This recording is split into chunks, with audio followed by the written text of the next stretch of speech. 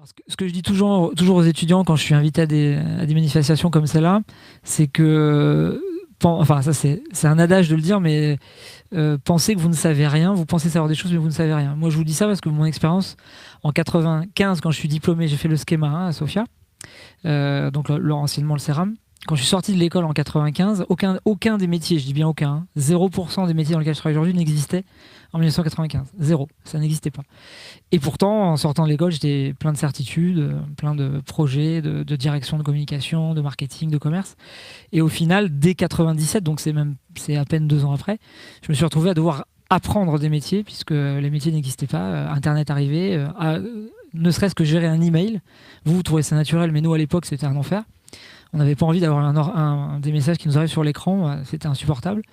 Donc il y a eu un réapprentissage, évidemment jamais appris en école, puisque ça n'existait pas. Donc ça, c'est la première chose que je vais vous dire, c'est d'arriver avec humilité sur le marché du travail en vous disant tout reste à faire. Voilà.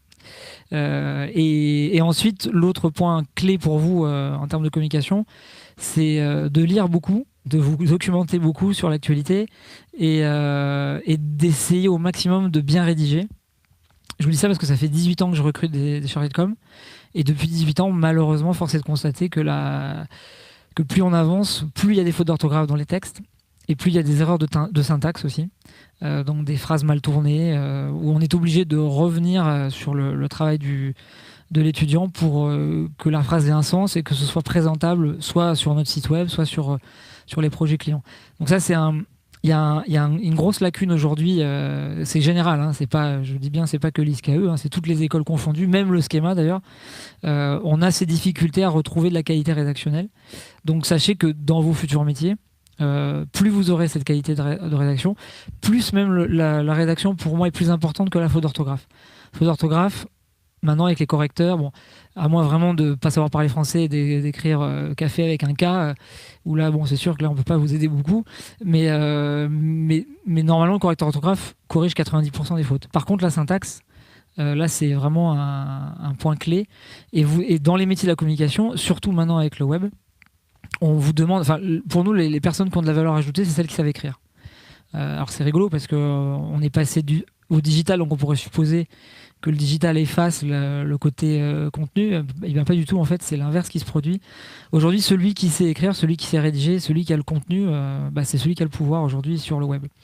Dans la prescription, dans la façon de vendre des produits, puisque on se retrouve dans une société où vous avez des consommateurs qui n'ont personne en face d'eux. Donc, ils sont obligés de lire quelque chose pour adhérer ou non à vos concepts, à vos produits, à vos services. Et donc, forcément, si ce contenu est pas lisible et pas compréhensible, c'est un vrai problème. Maintenant, il y a la vidéo qui est omniprésente. Donc ça, c'est pareil.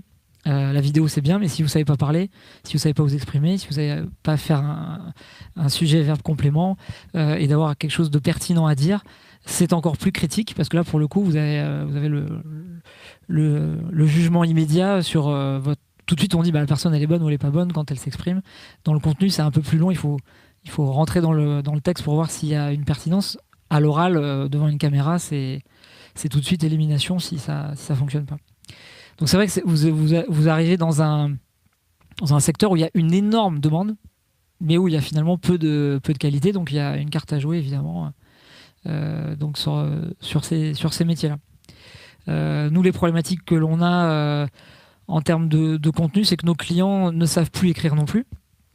Ils ont peu ou pas de responsables de com.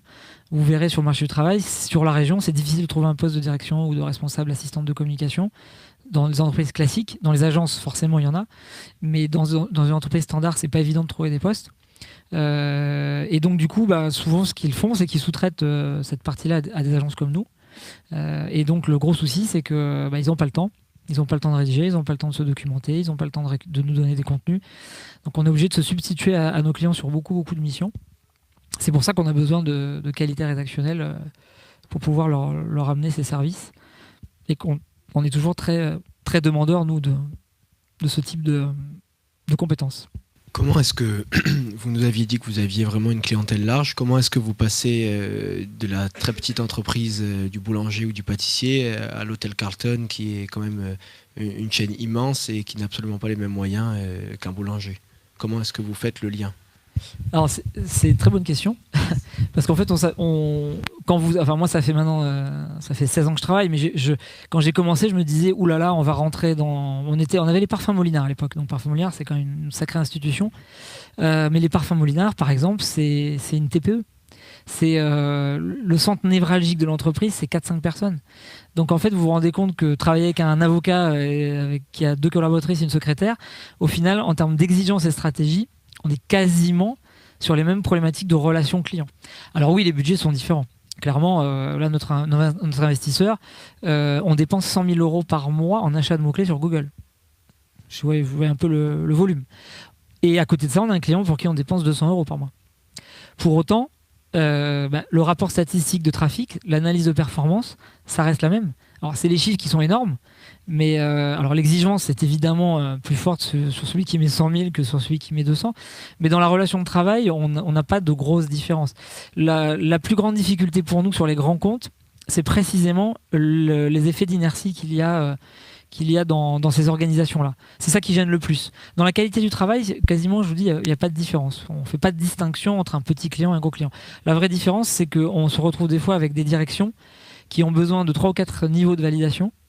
Donc le Carlton, c'est typiquement le cas. On avait 4 directions: la direction clientèle affaires, la direction tourisme, la direction incentive séminaire et la direction de tout ce qui était hôtellerie, spa, etc. Donc ces 4-là, pour eux, le client n'est pas le même, les problématiques ne sont pas les mêmes.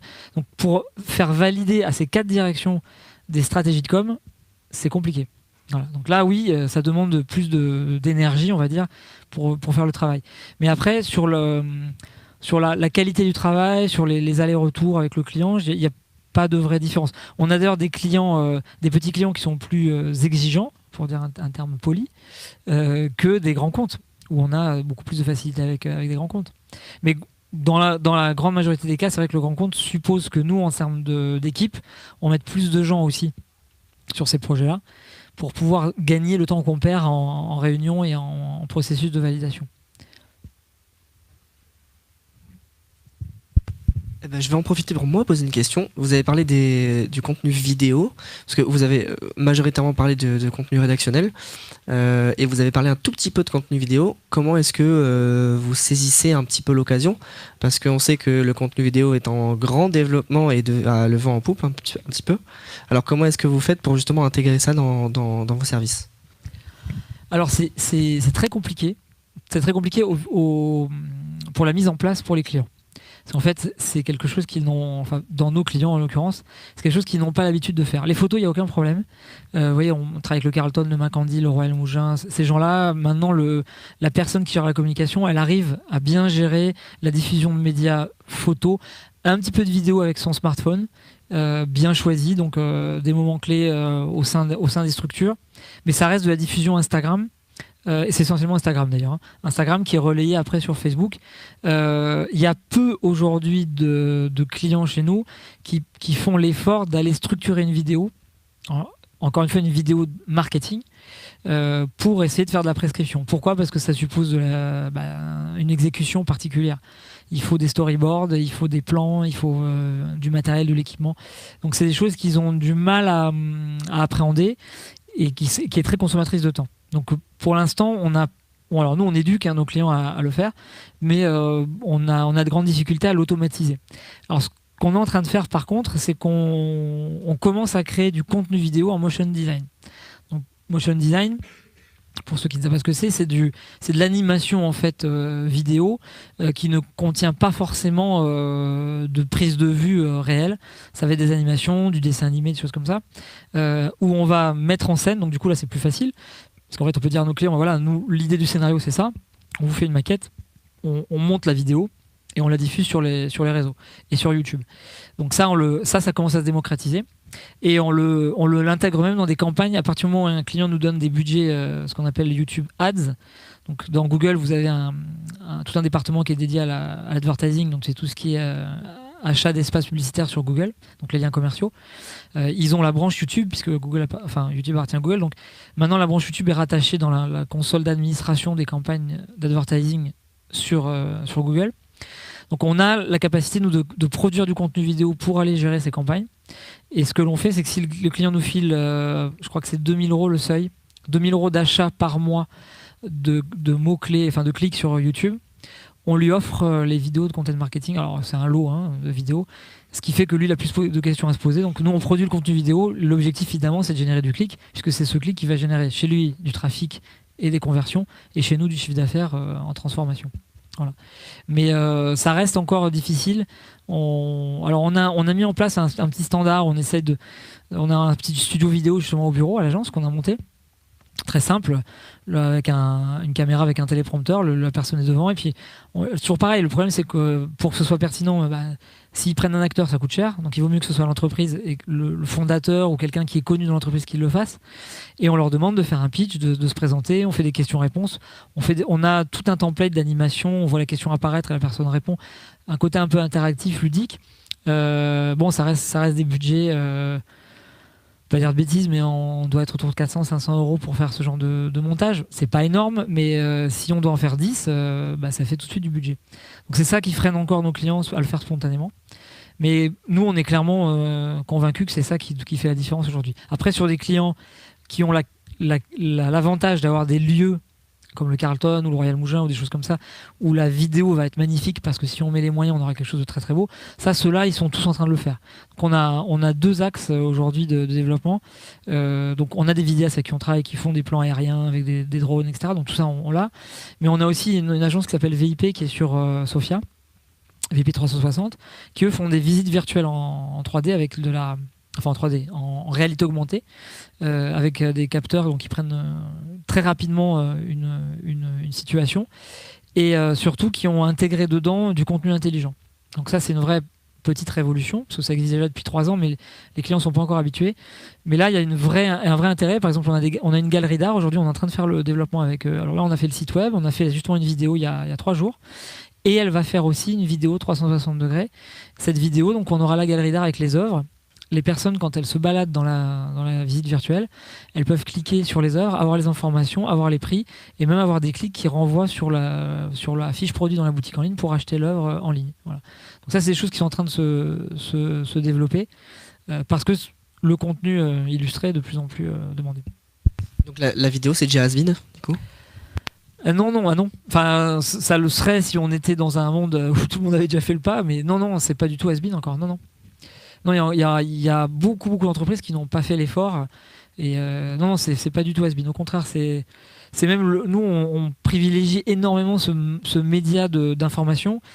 Pourquoi ? Parce qu'encore une fois, comme je vous dis, si on doit dire à un client, rédigez-nous un contenu explicite qui permet aux visiteurs, quand ils viennent sur le site, de comprendre ce que vous faites, ils ont déjà, rien qu'en leur disant ça, ils n'ont pas envie. Alors qu'on leur dit, vous venez, on vous fait une petite interview rapide, on vous filme, et vous parlez de votre entreprise naturellement. Déjà, ça, c'est moins difficile. Vous voyez, vous m'invitez aujourd'hui. Si je dois écrire tout ce que j'ai dit là, j'en ai pour 3 heures. Voilà, ça fait 45 minutes. Vous m'avez filmé, vous mettez ça en ligne. Voilà. C'est quand même moins compliqué pour un entrepreneur d'entendre ce message-là que de dire vous allez prendre votre feuille, vous allez écrire. Voilà. Donc non, c'est pas encore mort.